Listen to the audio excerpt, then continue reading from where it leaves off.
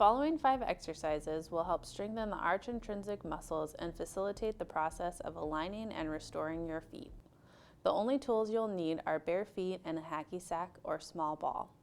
We recommend doing these exercises 5 to 10 times on each foot, at least 2 to 3 times per day. Place your foot flat on the floor.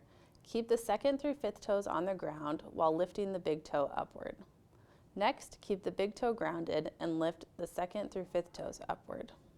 This exercise may look easy, but could be challenging in the beginning. Keep practicing and you'll see improvement over time.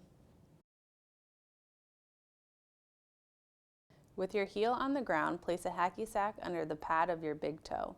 Press your big toe into the hacky sack, contracting the arch muscles. Move the hacky sack under the 2nd through 5th toes. As one unit, press the 2nd through 5th toes into the hacky sack. With your entire foot in the air, start by planting and pressing your big toe into the ground. Then spread through your toes, gradually planting each toe before bringing the heel to the ground. Hold for 5 seconds before lifting your foot and repeating. This exercise may look easy, but could be challenging in the beginning. Keep practicing and you'll see improvement over time.